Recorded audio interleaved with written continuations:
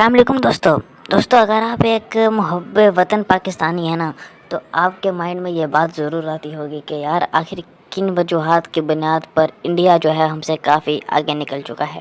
وہ ملک جو ہمارے ساتھ آزاد ہوا تھا، آج اس ملک کے IPL کی فرنچائز ہمارے فورن ریزرو سے بہت زیادہ بڑھ چکی ہے۔ کیا وجوہات ہیں جن کی بنیاد پر ہمارا ملک آج تک کبھی بھی اپنے پاؤں پہ کھڑا نہیں ہو سکا یا اسے کھڑا ہونے نہیں دیا گیا؟ آئیے جانتے ہیں اس ویڈیو کے اندر۔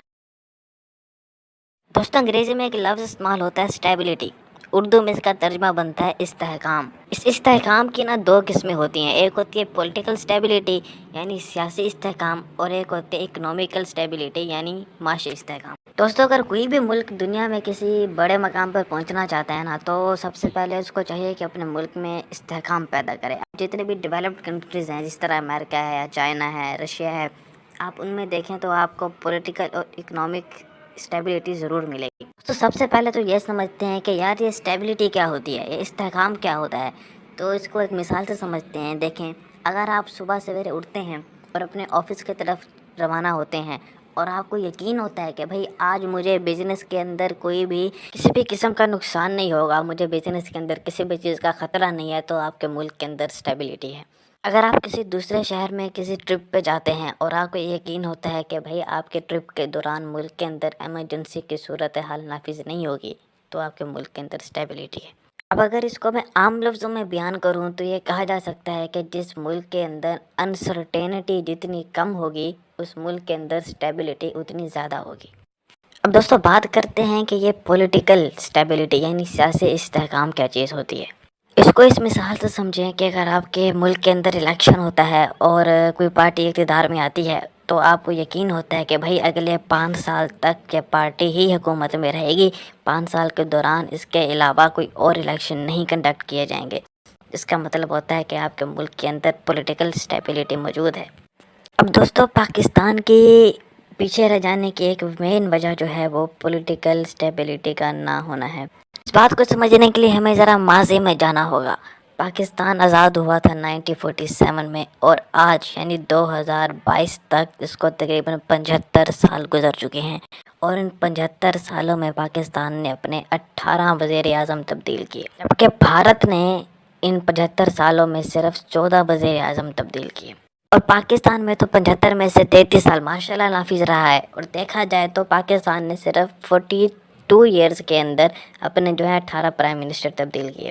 یعنی اگر ایوریجلی دیکھا جائے تو ہر پرائم منسٹر کے پاس تقریباً 2.5 سال کا عرصہ آیا کام کرنے کے لیے۔ آپ خود بھی اندازہ کریں اب وہ 2.5 سال کے اندر کیا کام کرے گا بھائی۔ اور اگر انڈیا کی بات کریں تو 75 سالوں میں صرف 14 پرائم منسٹر، نریندر مودی جو ہیں وہ ان کے 14ویں پرائم منسٹر ہیں بھارت کے، اور ایک بھی ماشاءاللہ نہیں لگایا انہوں نے ابھی تک بھائی۔ اگر ایوریجلی دیکھیں تو ہر پرائم منسٹر کو بھارت کے اندر تقریباً 5.5 سال کام کرنے کا عرصہ ملا ہے۔ اب پاکستان نے 1947 سے 57 میں یعنی 10 سال تک پاکستان نے اپنے 7 پرائم منسٹر تبدیل کیے، اور اگر انڈیا میں دیکھیں تو انہوں نے 1947 سے 64 تک یعنی تقریباً 17 سال جواہر لال نہرو کو پرائم منسٹر بنائے رکھا۔ اس لیے تو نہرو نے کہا تھا نا کہ میں نے تو اتنی پجامے نہیں بدلے جتنے پاکستان نے اپنے سربراہ بدل لی۔ اور یہی وجہ ہے دوستوں کہ انڈیا کے اندر اسٹیبلشمنٹ جو ہے وہ اتنی پاورفل نہیں ہے پاکستان کی نسبت۔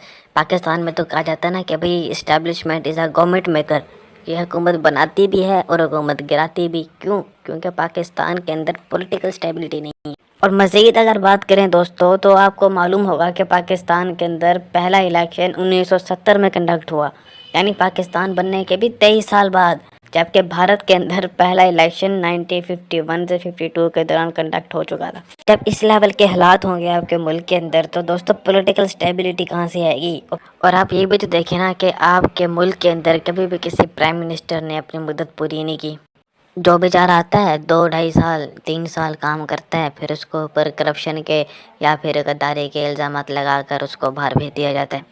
دوستوں اس وجہ سے نا سیاسی بحران پیدا ہو جاتا ہے ملک کے اندر، اور جب سیاسی بحران پیدا ہوگا، کوئی لیڈرشپ ہی نہیں ہوگی آپ کے ملک کے اندر، تو آپ کا ملک ترقی کیا خاک کرے گا۔ دوستوں اب ذرا بات کر لیتے ہیں ہم اکنامک اسٹیبلٹی کی۔ سب سے پہلے تو یہ جان لیں کہ اکنامک اسٹیبلٹی ہوتی کیا ہے۔ دوستوں اگر آپ ایک مزدور ہیں اور آپ کو یہ یقین ہے کہ جب آپ صبح اٹھیں گے کام پہ جائیں گے تو آپ کو کوئی نہ کوئی کام مل ہی جائے گا کل کے دن میں. تو اس کا مطلب ہوتا ہے کہ آپ کے ملک کے اندر اکنامک اسٹیبلٹی موجود ہے. اگر آپ غریب ہیں اور آپ کی غربت ڈیلی بیسس کے اوپر کم ہو رہی ہے، یعنی آپ کی انکم میں روزانہ کی بنیاد کے اوپر اضافہ ہو رہا ہے، تو اس کا مطلب کہ آپ کے ملک کے اندر اکنامک اسٹیبلٹی موجود ہے. دوستو اکنامک اسٹیبلٹی بیسیکلی ڈپینڈ کر رہی ہوتی ہے پولیٹیکل اسٹیبلٹی کے اوپر. جتنی زیادہ پولیٹیکل اسٹیبلٹی ہوگی اکنامک اسٹیبلٹی اتنی ہی زیادہ ہوگی. بھارت کی اکانومی پاکستان سے زیادہ مضبوط ہے تو اس کی مین وجہ بھی یہی ہے کہ بھارت کے اندر پولیٹیکل اسٹیبلٹی زیادہ ہے. جب کسی ملک کے اندر پولیٹیکل اسٹیبلٹی ہوتی ہے نا دوستو، اس ملک کے اندر فورن انویسٹمنٹس آتی ہیں. جب فورن انویسٹمنٹس آتی ہیں تو ملک کی معیشت اس سے بہت بہتر ہو جاتی ہے. اگر بھارت کے ٹوٹل فورن انویسٹمنٹ کی بات کریں نا تو اس کی ویلیو 64.36 بلین ڈالر کے آس پاس ہے. جبکہ اگر پاکستان کی ٹوٹل فورن انویسٹمنٹ کی بات کریں تو اونلی 2.06 بلین ڈالر کے ورتھ ہے پاکستان کی. صرف سال 2021 سے 22 کے دوران بھارت کے پاس 84,835 ملین ڈالر کے فورن انویسٹمنٹ آئی، جبکہ پاکستان کے 30 ملین ڈالر انویسٹمنٹ نے فال کیا ہے ستمبر 2022 کے اندر. اس کی وجہ کیا تھی؟ Only and only political instability وجہ تھی. دوستو اگر آپ پاکستان کی ہسٹری پڑھیں گے تو آپ کو معلوم ہوگا کہ مارشل لا کے پیریڈز کے اندر پاکستان کی اکنامک حالت کافی اچھی ہو گئی تھی. اس کی وجہ کیا تھی؟ کیونکہ اس دوران پاکستان کے جو پولیٹیکل اسٹیبلٹی ہے وہ کافی حد تک امپروو ہوئی. دوسری جو اہم وجہ ہے پاکستان کے پیچھے رہ جانے کی دوستو، وہ وجہ بہت امپورٹنٹ ہے اور وہ وجہ ہے ٹیررزم. ورلڈ بینک کی ایک رپورٹ کے مطابق ٹیررزم کی وجہ سے پاکستان کو 118 بلین کا نقصان اٹھانا پڑا. آئے دن کسی نہ کسی مسجد میں، کسی نہ کسی مارکیٹ میں، بڑے شہروں کے اندر کہیں نہ کہیں دھماکے ضرور ہوا کرتے تھے. لوگوں میں خوف و ہراس بہت تھا، یعنی لوگوں کو پتہ ہی نہیں ہوتا تھا کہ یار ہم کام پہ جا رہے ہیں، پتہ نہیں واپس آئیں گے بھی کہ نہیں آئیں گے واپس. ایسے ٹیررسٹ اٹیک کی وجہ سے پاکستان کا امیج پوری دنیا میں بہت خراب ہوا، جس کی وجہ سے فورن انویسٹمنٹ جو تھی وہ آنا بالکل ختم ہو گئی، جس کا پاکستان کو بہت نقصان ہوا معاشی طور پر.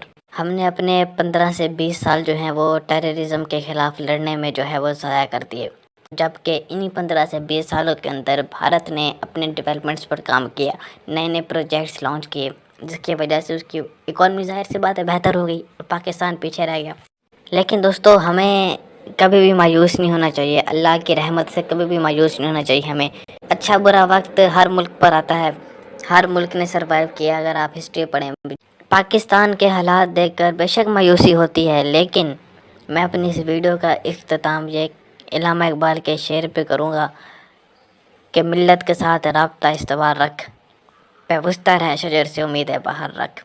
انشاءاللہ اچھے دن بھی قریب ہیں اور ان اندھیر دنوں کا انشاءاللہ ایک دن ضرور یہ اندھیر دن جو ختم ہو جائیں گے.